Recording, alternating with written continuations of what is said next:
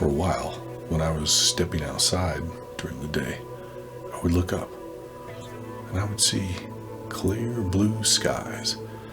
No sign of geoengineering trails, also known as chemtrails. But lately, over the past few days, there have been some impressive ones going on.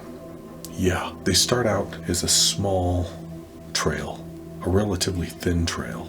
But you can tell the difference between a contrail and a geoengineering or chemtrail. Now this stuff has been put out there by the media. They talk about climate change. They talk about blocking out the sun. They talk about these so-called green agenda items. They're totally full of it. Did you know JFK talked about owning the weather? We shall propose further cooperative efforts between all the nations in weather prediction and eventually in weather control. In 1996, members of the Air Force published this paper about owning the weather. Yeah, owning it in 2025. Of course, they have to put a disclaimer saying this is not the official policy or position of the Air Force or the DoD. But in 2025, we can own the weather. If they're spraying for a reason other than what they say they're spraying for, what could that reason be? I ran across a guy, I was talking to him about this at one of my old jobs. He had a real interesting comment. He said they're spraying because they want to make the environment suitable for the return of the Nephilim. The Nephilim? Really? A quick primer on the Nephilim, if you've not heard of them before. Giants. Who knows how tall? By some accounts, really, really tall. Really tall. Hundreds of feet, maybe. They were the result of angels who rebelled against God, having kids with human women. You know who's really into talking about giants? Who's done a lot of research, very interesting research about them. It's a guy named Steve Quayle. Steve has talked about how the so-called Native Americans, allegedly some of these elders have said they know the giants will return, and they're trying to figure out what to do about it.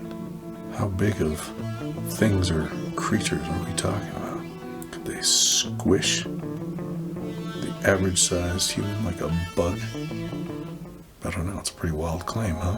Maybe it's not wild at all. Maybe it's 100% truthful and accurate. Perhaps the weather is being manipulated for more earthly militaristic reasons. Yeah, as a weapon. Now some people, I think, go maybe a little offhand, a little over the deep end, blaming everything on HAARP. HAARP, the High Frequency Active Auroral Research Program out in Alaska. Look at that thing. Looks pretty impressive, right? It's the world's most capable high-power, high-frequency transmitter. Looks like a bunch of TV antennas, really. I don't know, that's kind of seeming like 1950s technology out there. I have a feeling that HAARP is old technology, old tech. It's like running Windows 95 or Windows 98. We're much more advanced than that now. We have Windows 11 with the new AI chips embedded.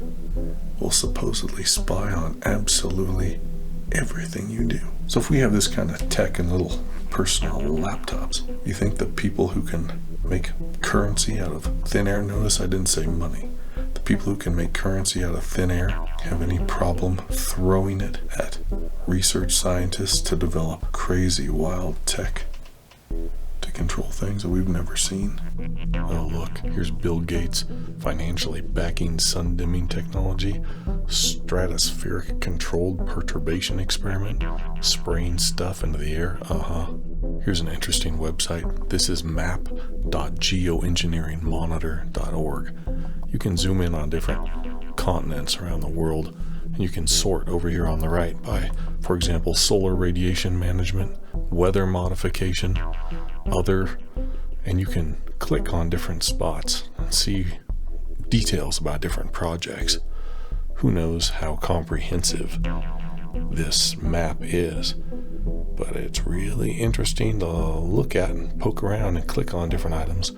Let's see what's going on over in the dear state of California. I feel sorry for all those people, all 8 of them, who are good there. Zooming in. Okay, what do we have? How about, there's got to be something up, maybe a little higher, maybe in the Bay Area, maybe?